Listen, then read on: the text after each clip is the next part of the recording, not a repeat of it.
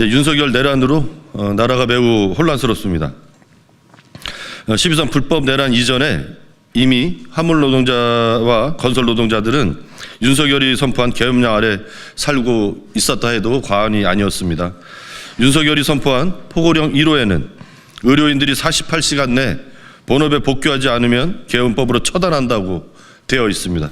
그리고 모든 파업과 집회 역시 금지하고 있습니다. 하지만 12.3 내란 사태 이전에 화물 노동자들에게 이미 포고령 1호가 발동되었다는 사실을 알고 계시는 국민들은 많지 않으실 것입니다. 윤석열은 2022년 이른바 업무 개시 명령이라는 것을 화물 노동자들에게 발동했습니다. 윤석열은 이 업무 개시 명령을 통해 화물 노동자에게 강제 노역을 강요했고 복귀를 거부할 경우 화물 운송 자격증을 정지하고 유류 보조금을 빼앗겠다며 협박했습니다. 이렇게 화물자동차 안전운임제가 일몰된 이후 국민 안전과 산업 지속 가능성이 큰 위협을 받고 있습니다.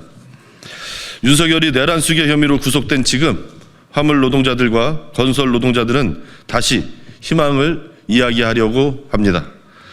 윤석열의 노동 탄압이 가장 극심했던, 아니 이미 화물 노동자들과 건설 노동자들에게 정권 출범과 함께 내려졌던 계엄 포고령을 극복하고 국민들에게 새로운 희망의 봄을 알리겠다고 나섰습니다. 윤석열에 의해 파괴된 화물 현장과 건설 현장을 정상화하고 내란 수괴 윤석열표 노동계엄 포고령 1호의 피해자들이 직접 윤석열과 내란 세력 청산에 앞장서겠다고 나섰습니다. 윤석열은 화물 노동자들에게 불법 내란 그 자체였습니다. 윤석열은 안전운임제 지속 및 확대라는 2022년 6월에 노정합의를 뒤집고 안전운임제 일몰을 선언했습니다. 이에 국민의 안전과 생존권을 지키고자 나선 화물 노동자들을 반국가단체로 규정하고 업무 개시 명령이란 포고령으로 화물 노동자를 탄압했습니다. 명확성, 원칙, 노동 3권, 강제노역, 금지라는 헌법의 원칙이 아닌 헌법의 원칙이 한낱 종이 쪼가리로 전략했습니다. 문서번호와 국토부 장관의 직인조차 없는 국토부 협조 공문과 대상 차량 업무 개시 시점 위반, 기준조차 공지되지 않는 백지 명령서 앞에 화물 노동자들은 안전운임제를 잃었습니다. 12월 3일 밤 우리 국민은 계엄을 끝장냈지만 화물 노동자들은 여전히 업무 개시 명령의 위협과 극한의 노동 착취라는 노동 내란 속에 살고 있습니다. 윤석열의 계엄이 화물 노동자에 대한 업무 개시 명령에서 시작됐으니 내란 청산도 윤석열의 1호 피해자인 화물연대가 시작해야 마땅합니다. 윤석열 1호 계엄령인 업무 개시 명령을 폐지하고 안전운임제를 되찾아야 진정한 청산이라 할 수 있을 것입니다.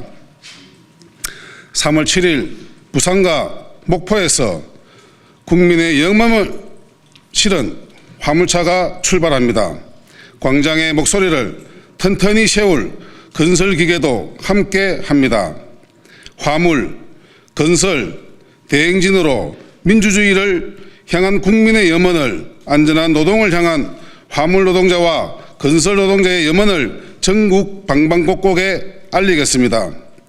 지긋지긋한 내란 잔당을 청산하고 모든 노동자의 안전한 노동이 모든 시민이 안전한 사회로 이어지도록 화물연대가 가장 앞서서 민주주의의 봄을 끌고 올라오겠습니다. 건설노조, 화물노조는 3월 7일, 8일 노동자 대행진을 통해서 화물노동자, 건설노동자들의 현실을 국민에게 알리려고 합니다. 윤석열은 지난 3년 동안 건설노조를 탄압하기 위해서 곰팡몰이로 건설 현장을 아비규환으로 만들었습니다. 건설 현장을 바꿔온 노동조합 활동을 탄압하기 위해 건설 현장을 20년 전으로 되돌려놨습니다. 지금 건설 현장에는 내국인이 사라지고 외국인이 판을 치고 있습니다. 20대, 30대 젊은 건설 노동자들이 들어왔으나 노동 환경이 열악해지고 정권의 탄압에 의해서 다시 그들은 현장을 떠나고 말았습니다.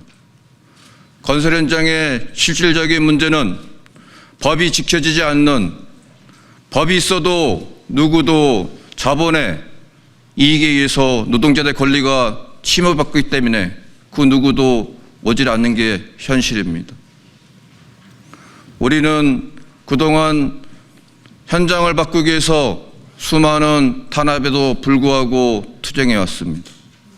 언제까지 건설 현장의 건설 노동자들이 더 이상 노가다로 살 수 없다는 그러한 절박한 심정에서 건설 노동자들의 노동권을 지키기 위해서 싸웠으나 윤석열은 그마저도 용인하지 않았습니다.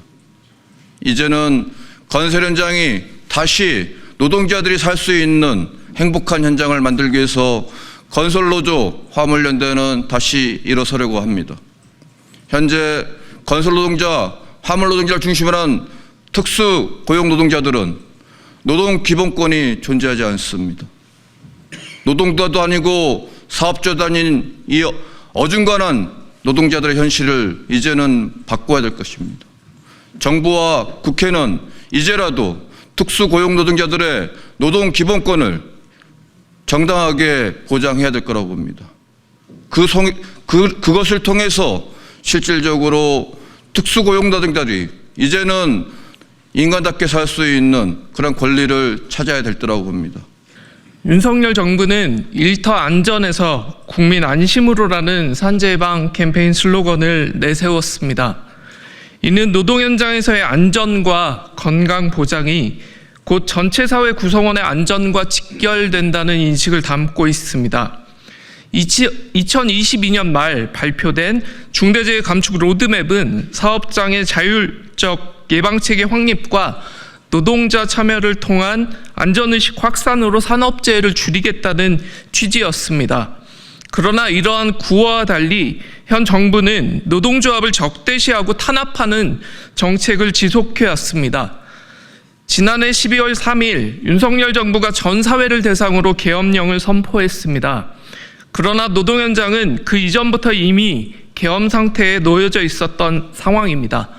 그 결과 노동자의 안전과 건강뿐 아니라 시민의 안전까지 위협받고 있으며 우리는 매일매일 중대재해와 참사 소식을 접하는 일상을 살고 있습니다. 안성 고속도로 교량 공사장 붕괴 사고, 부산 반얀트리 호텔 화재 참사, 무한 제주항공 참사 등 충격적인 사건들이 연이어 발생했습니다.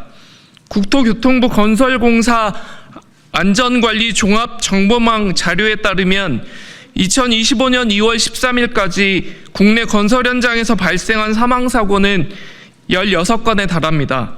이는 작년 한 해 발생한 243건의 사망사고와 비교했을 때 짧은 기간에 상당히 많은 사고가 발생하고 있음을 보여줍니다. 바로 노조 탄압의 결과, 건설 현장의 속도전에 내몰린 현실이 불러온 결과입니다. 화물운송 노동자들의 상황은 어떻습니까? 안전운임제 일몰 이후 운임하락으로 노동시간은 길어지고 수면시간이 평균 2.6시간 감소하면서 대형사고 위험에 노출되고 있습니다. 저녁이 있는 삶과 워라밸이 강조되는 시대이지만 화물운송 노동자들에게 안전운임제가 시행되었던 2020년부터 22년까지의 기간은 단지 꿈꾸던 시절로만 기억될 뿐입니다. 노동조합의 존재가 노동자의 건강과 안전에 긍정적 영향을 미친다는 결과는 다양한 국내외의 연구를 통해 지속적으로 증명되고 있습니다. 노동자의 건강과 안전은 단순히 개인의 문제가 아니라 작업 환경, 고용 형태, 노동 시간, 노사 관계 등 다양한 사회적 요인에 의해 영향을 받는 복합적인 결과물입니다.